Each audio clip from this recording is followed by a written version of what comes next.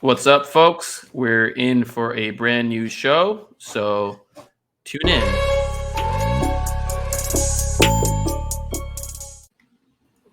That's never going to get old to me. Oh my god! That's You just never sprung that going to on me, get old to man. You just sprung that on me. That was awesome. me. What's up, guys? Welcome to In the Know. We are recording pre-draft. It is Tuesday night. I am flying into New York early tomorrow morning to get this draft business up in the air. There's a lot to talk about. A lot has happened since we last recorded. Mason, there's been a whole new champion crowned. Don't know if you have any thoughts about how that went down. About as I expected. As far as I had Golden State. I did think it was a little bit more lopsided than I expected in favor of the Warriors. But I guess you could say that maybe the Celtics were beaten up. But I don't know my Boston hatred from my childhood and the Yankees and Red Sox rivalry runs deep, and so I am not upset at all about the results. I mean, how are you feeling? Yeah, I mean, I thought it was going to be Warriors. I said Warriors 5 or 6. I was a little bit shaky when the series started out. I was like, I don't know, maybe I didn't give Boston enough credit, but ultimately, I think the Warriors just had so much firepower, and I figured they would figure it out, given that they've been in this position so many times before. So, little bit uneventful, but I'm, good for them. Good that they're back here, and it just makes me wonder what it would feel like if a team I rooted for had that kind of success. One day, man. One day. Yeah. I can't tell you when, but one day. One day. Yeah, interesting stuff. Was always a ton of overreactions that come forth after the finals and the playoffs, and it's always people trying to talk about, well, this is how you should build teams now, or these players are useless, and et cetera, et cetera. And it's funny because the conversation turned to big men, and they were like, oh, well, big men aren't really useful, and like I get that point, right? I get what they're trying to talk about, but it's like we can't ignore the fact that last year's finals happened and they involved prominent big men. Can't ignore the fact that the Bucks are probably a Chris Middleton injury away from also being in the finals. Yeah. And can't ignore the fact that Boston had two very talented big men in Al Horford and Robert Williams that played a role in getting there. I think where people miss the forest from the trees in that conversation is you need to have versatile big men. And they need to have the ability to do multiple things on the court. So if you have guys who are just specialists or one position bigs who can't really step out and defend in space or don't have guard skills on the offensive end, those guys are going to struggle. Rudy Gobert, year after year, is put in positions where he looks like he's out of his depth. Now, I know a lot of that's like overstated in some aspects because Utah's perimeter defense is absolutely terrible, and he would look a lot better in different contexts. But there is something to be said where like, okay, like that this guy didn't look like the dominant force he usually is in the regular season and other matchups. Same thing with like Bam Adebayo against the Celtics. So it's like, okay, like they were able to slow down what Bam does well by, just being, well, I guess Boston was constructed with their bigs. But yeah, they were able to like slow him down. And he's a pretty special big. Same thing with Ayton in the Dallas series. Who's Dallas' best big man? Maxi Kleber? Defensively, I would say maybe it changes by the night, but yeah, maybe. It's that Powell kind of his minutes were pretty inconsistent, so I'd say it has to be. Yeah, and to me, where it all comes down to is less of like what these guys do defensively. I mean, I think defensively, like they're all very important and they play big roles. It's more about their offense and how good the offense is of the people around them. And if they're not able to make lineups effective offensively, then they have diminishing value. And I think that's the conversation is like, you need to be able to score. And people are like defense, blah, blah, blah. No, I really think it's a scoring issue where these teams run into situations where they don't have enough firepower. Yeah, so to compare it to the Pelicans, I think that so there's 2 points I want to hit on with this. And one is I think that's absolutely true because it's depending on what you do at the 5, it really dictates what you can do with the rest of the roster, what rest of the lineup on offense, right? And you look at even with the Pelicans a year ago with Steven Adams, like he's there and he can do certain things in offense, but because of his limited ability to shoot, you can only do so much in the rest of the floor and create kind of space you want. And so you fast forward a year with Jonas Valanciunas to see the difference he's made. And yeah, I mean, I can buy the argument that deep in the playoffs, he's not the guy you want to have, on the floor in crunch time, but you've also got to get there. And so I think it's important to acknowledge the fact that, we are talking about right now through the lens of title contention. And that's a different conversation from a big man perspective that, although not as maybe as big of one as some people would want you to believe, versus just, let's get into the playoffs and let's be a team that can make some noise. And I think you saw that, those are kind of two different discussions, but your comment around versatility, I think is spot on because even, if you have a big like that, you've got to be able to play more nimble. And I think the Pelicans are starting to be able to do that with a guy like Larry Nance, but there's certainly more to go. And I think that's maybe what a big priority will be for them kind of moving forward here. Yeah, absolutely. And I think kind of this conversation about how teams are building and offensive structures can lead nicely into some of the problems. Oh my God, look at Moshe back there. He's being very cute. Anyways. He's upside down. It's so funny. He's upside down. It leads pretty nicely into what teams are asking, contenders are asking themselves what they're willing to pay some of the people that are on their team. Interesting reports about James Harden out there. Interesting reports about Kyrie Irving, 2 former teammates, obviously separated after a messy trade, you could say. What do you feel about the reporting with Harden when it comes to, hey, he might sign a shorter term deal, or maybe he has less than max money on it, or Philly not offering him the full $240 million or whatever it is? It felt like, once you really saw what it played out in the playoffs, it felt like one of the more plausible options. I mean, even despite everything that Daryl Morey did to get James Harden on the roster in Philly, I mean, I think any rational person would say pretty convincingly that James Harden's not worth a full max from here. I mean, that would be very problematic in the future years. And honestly, maybe he's not even worth it over the next couple of years. But I think that there was the paths forward in my mind were, regardless, I think Harden picking up the option and kind of using that as part of the future income made a lot of sense because you can best align the money to the his best years from now until retirement.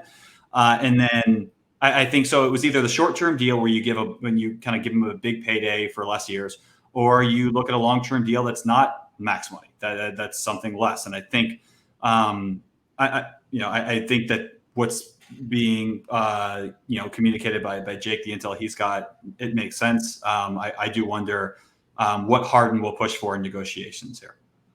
Yeah, and do you feel like the Nets are in a place where they could deploy that strategy with Kyrie, or do they feel like that's a whole different ball game with what's going on there? Man, I have no idea. Like, I think so. Kyrie's got more. I think peak Kyrie right now is, I would say, certainly better than peak Harden, just because of where he is in his career. He's younger. He's got more. Like more peak years. Harden now, or Harden's peak no, okay, right now. Just because I think he's the age is certainly starting to wear on Harden a little bit, but you just have no idea what the heck you're getting from Kyrie moving forward. So I think it's a different situation, but how it's different is really unclear at this point.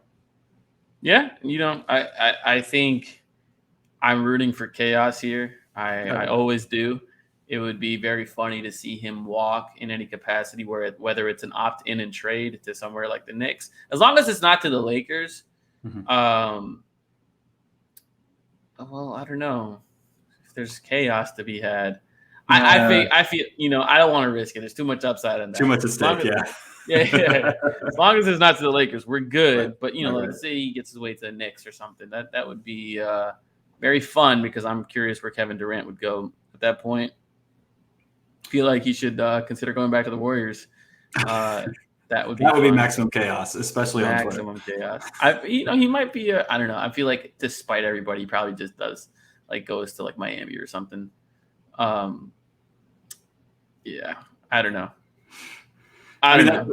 Yeah, but it does speak to we're trying to manufacture this chaos right now because there's just not much, and I think part of it has to do with the fact that there's the well is dry from a free agent perspective, right? There's just not that much going on. There's not that many big names that you're up, and there's not much cap space going around either. So it's unless you're looking at trades, if anything, is gonna make things unexpectedly crazy after the draft here, or even leading up to the draft. Well, speaking of trades, there have been a few that the Pelicans have now rumored in with regards to the draft. So let's push on towards the draft portion of this conversation, which I'm sure everyone is excited about. We just spent some time talking about topics I'm sure people have covered in 15 different podcasts. So this is why y'all are here. Not going to waste any more of your time. There was an interesting report that came out today on ESPN. Jonathan Givony reported that perhaps the Suns are calling around trying to move into the top 10, and the Pelicans are have a pick that they'd be interested in at the 8th spot, and they're using Cam Johnson as a trade asset. Now, sort of a lot to unpack there, but I saw you tweeting about it earlier this morning. Wanted to get your thoughts on it and see if your thoughts have changed any since the news is broke. Yeah, so first thing is, so since that, I also listened to not the whole thing, but parts of the Low Post podcast where he had him on there too. And the first thing I was thinking about was, all right, so where's this coming from, right? And so in the article, it's not entirely clear, but in the podcast with Zach, it sounds like it's coming from Phoenix. And that was something that I was like, maybe it's not, maybe it is. This is the Pelicans trying to manufacture value for the 8th pick if they want to trade down. But it really did sound like this is noise coming from Phoenix. And so the question is, one, why? I'm very curious about that. Is that really is Sarver really putting the pressure on that much to say if you want to give Ayton all that money, you've got to unload Cam? And that's a scary sign if you're Phoenix, and some of the Phoenix beat writers and or bloggers, podcasters were saying this is not consistent with anything we've heard so far for the Suns, and so it's very interesting. I'm going to be keeping a close eye on Phoenix in the next couple of days. You're smirking. I want to, before I talk about the Pelicans' perspective, I want to really get your thoughts around this. Yeah, I don't think it's a made up report by any means. Someone had this conversation at some point, and they have now told ESPN reporters about that conversation. I do think that your initial instinct of, hey, the Pelicans are trying to drive the value up of the 8th pick is accurate in this situation. To me, it reads as a billboard, hey, Team X, if you're interested in 8, there is a floor, right? There is a bar. Here's what we're talking about. You better up the ante if you want to seriously engage here. And so I don't think any team is stupid enough to read that report at face value and be like, oh shit, they're getting Cam fucking Johnson. We better send more assets for 8. However, I think it's enough for someone already in talks for 8 to pick up the phone and be like, all right, what did Phoenix offer you? How does it compare to what we're giving you? What can we do? Just to call again and figure out where they stand. But yeah, I don't think it's enough for anyone to panic or really care about. Yeah. That makes sense. And given the fact that, it just, and also, I guess the next question is, what would it take? What are the Pelicans looking for if they're going to move off of 8? So in relation to Cam Johnson, the obvious thing you point to is that the Suns have 0 picks in this draft. Now their picks incoming and out going after this year, the slate's totally clean. They've got all their future picks. They owe 0. They're getting 0 extra from other teams. And so if you think that Cam Johnson is someone that the Pelicans would conceivably go after, and if you think he can be had at an extension price that is reasonable, these are both big ifs. And then you also, you can't just trade it for Cam Johnson. That would be a huge blunder, and I don't think that's one. I'm not even worried about that for the Pelicans. I don't think that's something they would do. But the question is, what's the future draft capital that you would be willing to agree to make that deal work? And so it's a lot of ifs. And so I talking through it this morning, I don't see it as a likely outcome. I see the intrigue with Cam Johnson, but can you really get enough in addition to make it worth moving away from the 8th pick when you are so desperate for cost-controlled assets at this point? And so is Cam Johnson really the place you want to go to put another 15, 20 million potentially in towards the roster when you have this 8th pick who could potentially help you in a year or two, at a much cheaper price. So it doesn't a lot of. I see more negatives than positives to it, but I do see a fit for Cam Johnson with this team. What do you think? Yeah, so on the surface, Cam fits like a glove. 6'9" shooter, can play him at the 2-3-4, competes defensively. I wouldn't say he's like a tremendous defensive player, but he does enough, right? He's there. He was in the running for 6th man of the year. He's 26. I believe. So what you're getting out of him. It's going into the final year of his rookie contract, just like Zion, extension eligible. You don't have to make that decision now, but you do have to make it in a year. If I am him, why would I accept anything lower than what Duncan Robinson got? Why? I am bigger. I am a better rebounder. What? Or Lonzo. That's same price or even that price point maybe. Yeah, I just mean in terms of like skill set, like they're like Lonzo. Okay, you could be like, oh, that guy is like, he passes and rebounds and defends. Whereas like Duncan Robinson, okay, that's a shooter. Like Joe Harris, that's a shooter. Looking at those archetypes, those guys got $80 million, $90 million. If I'm Cam Johnson, like that's the floor of what I'm asking for, and is that something the Pelicans want to put on their books? In addition to the Zion extension, because they're the same class, that money kicks in at the same time. I mean, I just don't see the financial merit behind it. But the player fits. He would take away minutes from Trey, which is, I think, also another negative part of this trade, especially if like Cam is a guy that Willie trusts and Willie doesn't trust Trey, then you get into those issues where you're like, why is Garrett Temple still playing? I don't know if I buy that. The notion you don't buy that? You don't buy that it's a potential issue? The notion that he's going to take minutes from Trey. I think there are other players he can take. Like, so let's say, so Devontae Graham going out, is that the assumption here, or is we saying Jackson Hayes? Yeah, it would be Jackson Hayes.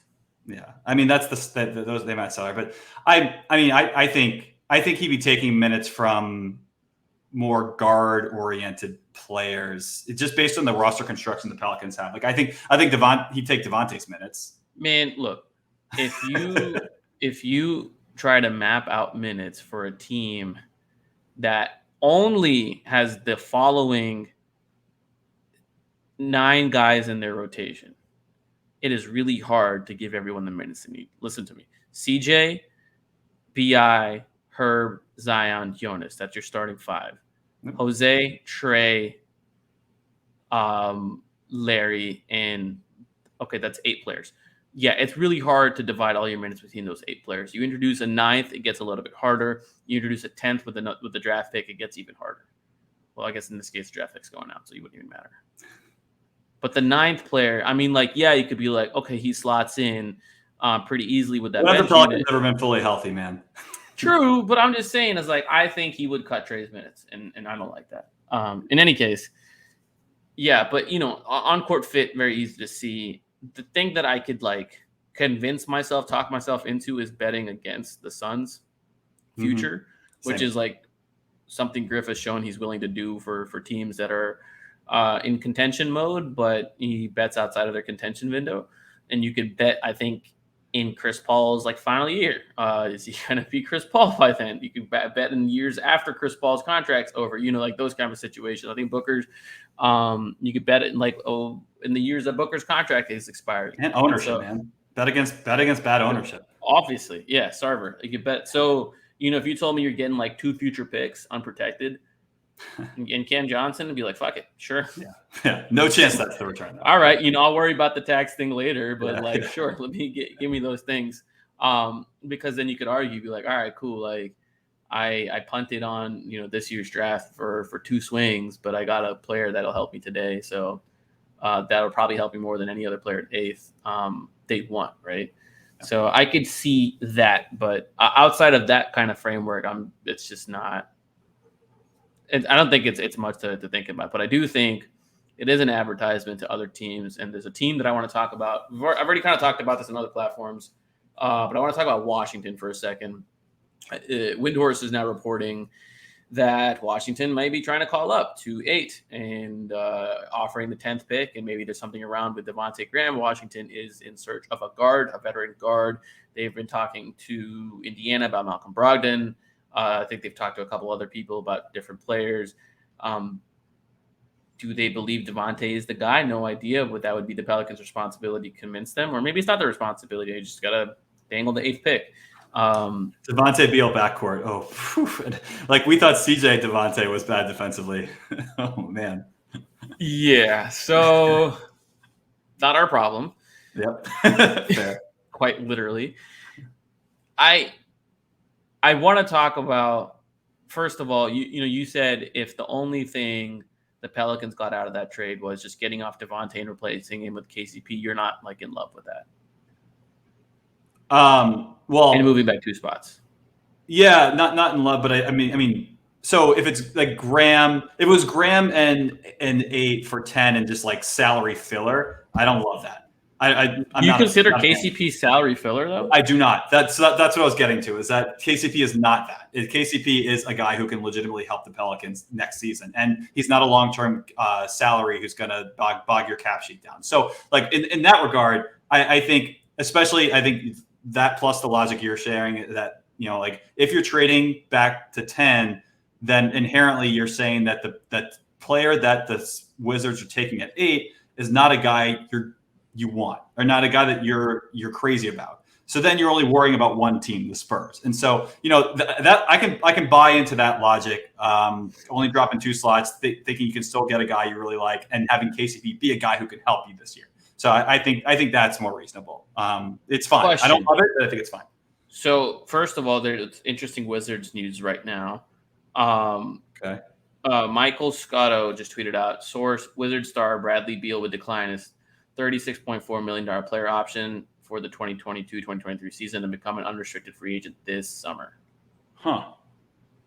Does that change your equation any, or do you think – I haven't looked at his cap thing, so I don't know if he's eligible for the super duper max right now, and it just makes sense to decline that lower number of his current contract and sign at the higher number of the next one. To me, that's what it seems like is probably what's going on. I haven't looked into it. But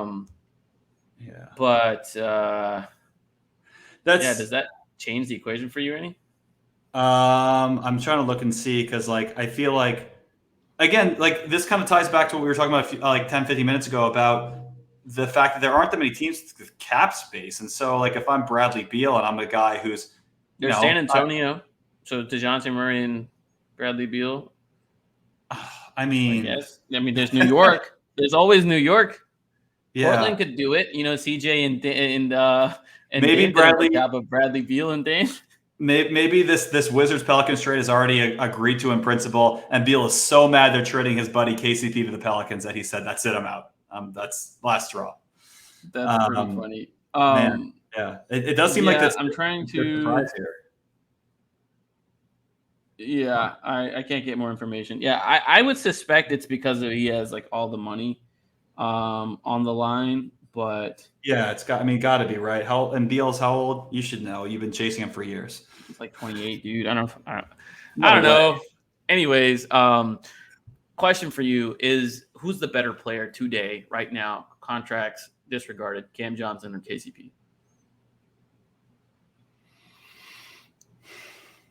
I think KCP is a better fit for the Pelicans right now. Would help I think the Pelicans win more games with KCP on the team than why? He's lower. I don't think offense is the problem for the Pelicans. I think he can space the floor. I think he's a better defender, And those two things, like call it simplistic, but 3 and D, I think that helps the Pelicans' current complement of players better than what Cam Johnson is right now. Okay, fair enough. I lean that way too, to be honest. What do you I like? lean that way too. It's probably close. Yeah. But I think it's also like a less chance that he takes Trey's minutes or eats into Trey's minutes. I think. Yeah, I don't know. I don't know if that argument actually holds water, but sure, I'll talk myself into that. Anyways, sort of going back to your discussion about what's going on with the Spurs and the Pels and why the Pels may be considering this. Well, Mason, it seems like the Pels have a pretty clear idea of what they want to do with the draft. Kind of just piecing together all the reporting and things I've heard and everything else. This is my read on it. It's just an educated guess. This is my read on things. And my read is that if Dyson Daniels is there at 8, they will run to the podium and draft him. Not really, going to complain. I believe they would do the same if Ben Mathurin is also there at 8. I think internally they believe that neither of those players will be there, or I guess more accurately, they're preparing for the fact that neither of those players are there. I think it's more likely Dyson's there than Mathurin. It seems like Mathurin is solidifying himself into like the 5, 6, 7 spot. There's teams trying to move up to get him and stuff. Portland is the big wild card at 7 in terms of who they pick, if they keep the pick, if they trade the pick, who that team then also picks, right? If Portland trades it to Detroit for Jeremy Grant, does Detroit want Dyson Daniels in addition to whoever they're picking at 5, or do they want to go Shaedon Sharpe and just go, take a swing on that guy? If they trade it to Atlanta with John Collins, I believe Atlanta would want Dyson Daniels. It seems to be the indication of like that's the kind of player they want around Trey, but who knows? I kind of love Collins in Portland, by the way. I think that would be really fun. Yeah. I think Dame would finally have like this interior scoring presence that he hasn't had his whole career since LaMarcus, basically. Yeah. So I guess there is a possibility Dyson's still there at 8. If that's there, then they're going to take him. If he's not, that's where things get interesting, Mason, because in my opinion, it's Ousmane Dieng and Jeremy Sohan in that order. So here comes the confusing part. In that order is interesting, but all right, go on. The Spurs also like those 2 players. I don't know in which order. They've been linked to both of them. Some mocks have them taking Dieng. Some mocks have them taking Sohan. They've been linked to Jalen Duren as well, too, but I think that's a little bit of a smokescreen. I don't think that's who they will draft. Especially they have Jakob Poeltl. They just don't seem to, unless they hate that dude. Like I don't understand why they would look for Jakob's replacement so early, unless they just love Duren's workouts. In either case, the Spurs like the 2 guys the Pelicans like. It sounds like the Cavs really, really, really like Ousmane Dieng, and they're trying to move up to like the 10th spot. Where are they now? 14. 14. Because they're in the lotto. They didn't make the playoffs. Right. So it's 14 because Charlotte has 13 and 15. Okay. So yeah, from 14 to 10, they're trying to move up. And if they get to the Wizard spot, I think they would take Dieng if he's on the board. I'm curious who they would take if he wasn't on the board. But it puts the Pelicans in a weird situation where, okay, you can't really risk trading back with OKC at 12. Right. Because both those guys you like will be off the board. And to me, it doesn't seem like they really love anyone else, right? I think it's a four-person question for them. It's Mathurin, Dyson, Dieng, Sohan in some order. I seem to think like the priority is Dyson at 1, but maybe I'm wrong here. So what do you do if you are entering a situation where your team is on the clock and Dyson and Mathurin off the board? do you just say fuck it and take Jang at 8? And I guess let me let you answer that first.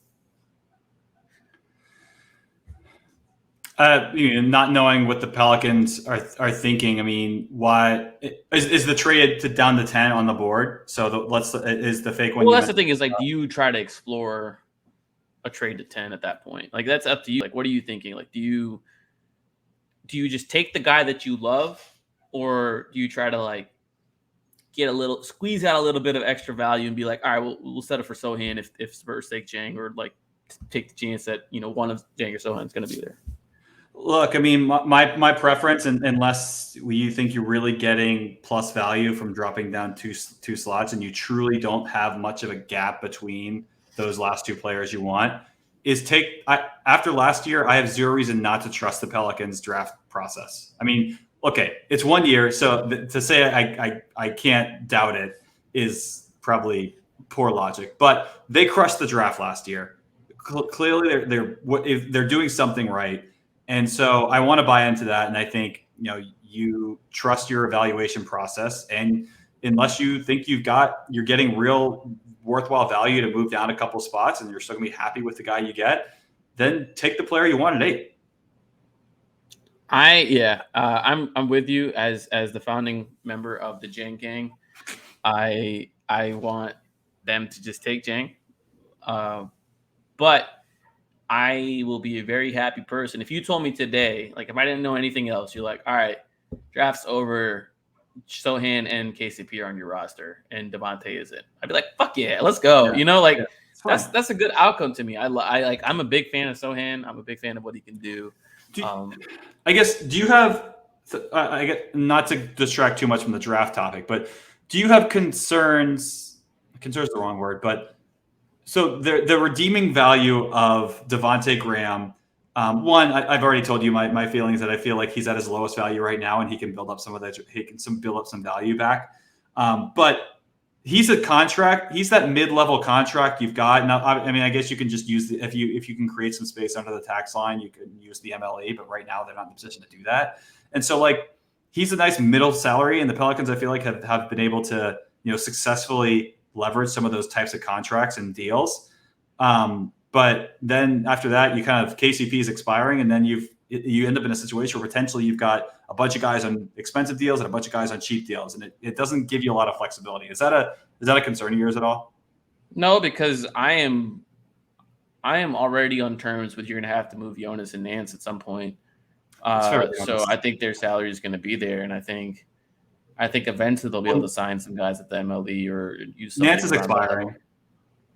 Nance is going to get extended. All right. Just want to have you on record saying that. I think Nance is going to get extended. Sure seems to be the case. I mean, it's a nice, good fit with the team. So I think that'd be. Yeah, great. I mean, it seems like this is not reporting. It just seems like don't aggregate this. It just seems like the Pels are on their way to figuring out extensions for some of the key players that they had in the playoffs. Nance being one of them. Yeah, man. I don't know. I feel like it just depends if Washington's willing to play ball and if they really love someone at 8. Like you have to ask about it from their perspective. Like, okay, you're moving up 2 spots for who? Right. And if it's Sharp, okay, he'll be there. I mean, well, no, maybe, right? If Sharp's off the board, then the Pelicans probably selecting one of the guys they like. And if Sharp's not off the board, he's there. Then you have to really, really love Sharp. And if Bradley Beal is leaving, it makes sense to go make a swing for a guy like Sharp. But if Bradley Beal is staying, is that a risk you should take? I don't know. I mean, I'm always of the opinion, like, take the best player possible. And it's not often you get the opportunity to draft a guy that was the number 1 recruit in his class and has that kind of potential. So yeah, I would.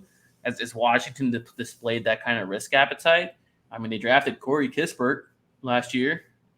That should tell you something, right?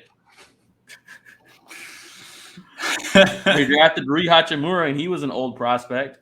Yeah. Denny Avdia is like the biggest project they drafted, and Avdia's been okay for them. Yeah. Not great results over there in Washington with some of the recent drafts. Yeah. Maybe the scout man. Went back over there and he's working for him again. Scout man. I hope he is. It would all make sense. Make some kind of dumb pick. Actually, I don't hope he is. I don't wish that on anybody. So I hope he never gets employed by the league again. Fuck that.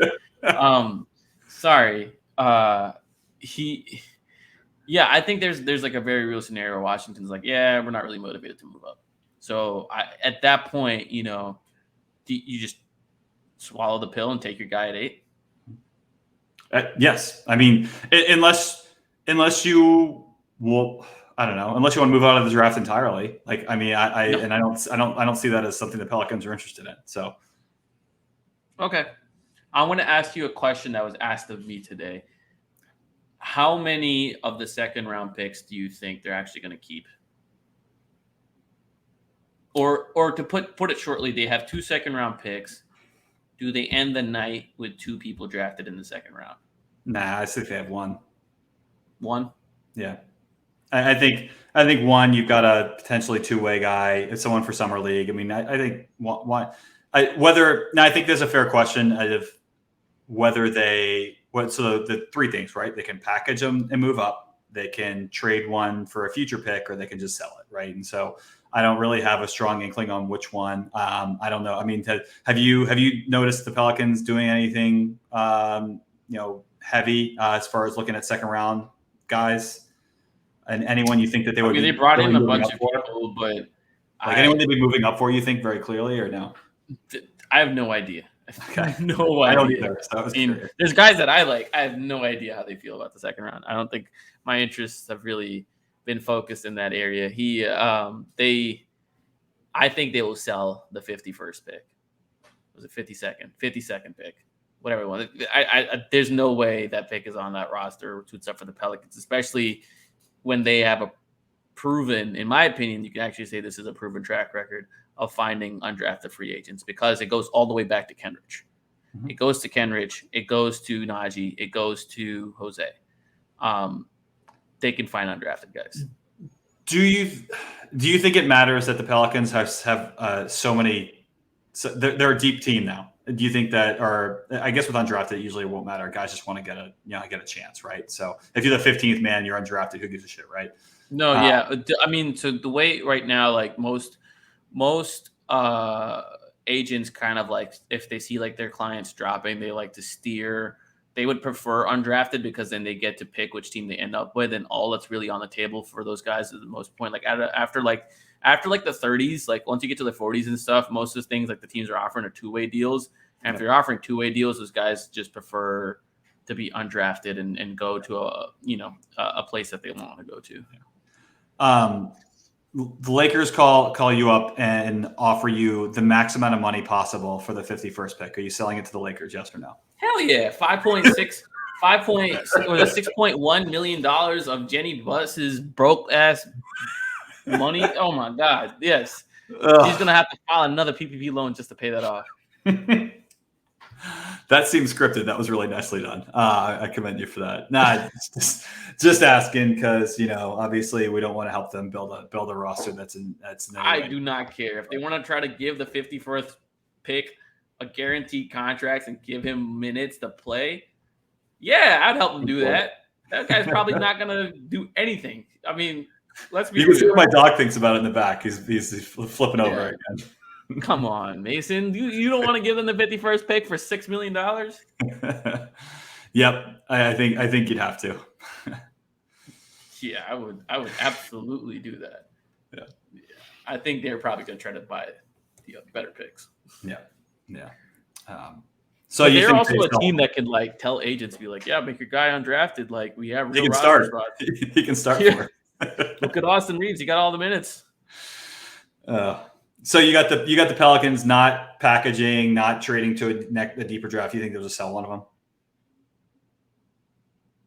I could see a packaging happen. I could see like the 51st pick being traded for a top 50 protected pick in the 2037 draft.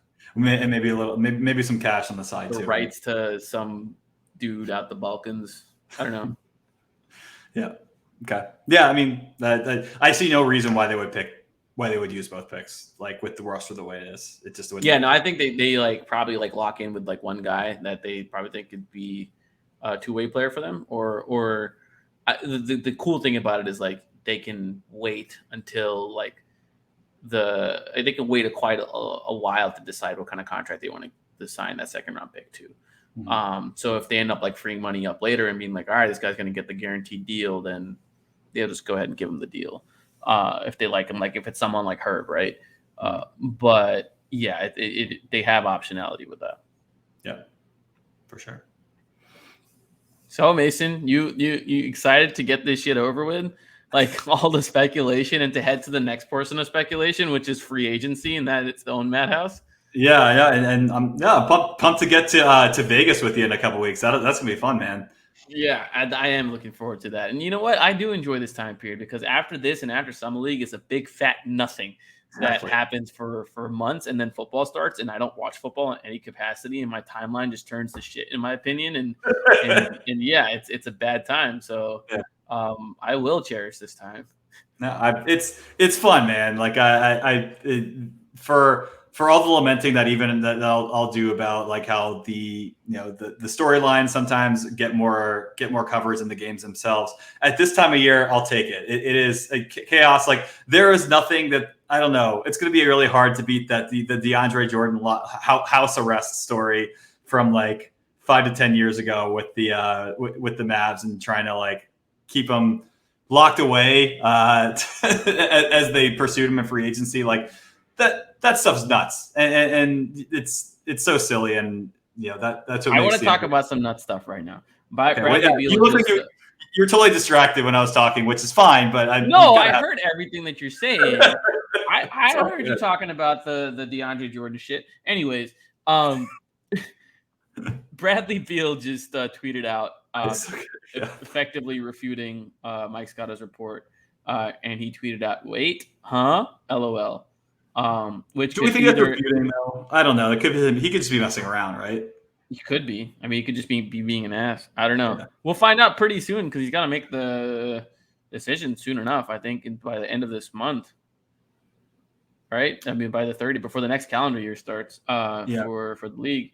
Did you see the Woj bomb about Gordon Hayward? Doesn't make any sense, but do you see it? I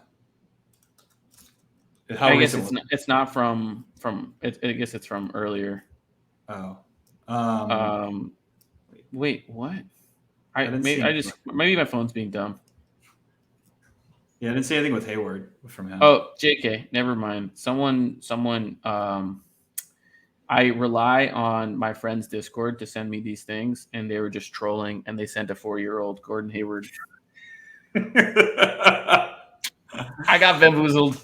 Oh man, it was a 4-year-old thing about Gordon Hayward, and that was bad. That was really bad. Man, you need to get some sleep. I'm just gonna end this and talk about our sponsors, DraftKings. Yeah, let's do that. Yeah, so DraftKings, baby, the calf slicer, the Peruvian necktie. There are tons of ways to come out on top of the octagon, and for UFC 276, there's one more with DraftKings Sportsbook, the official sports betting partner of the UFC.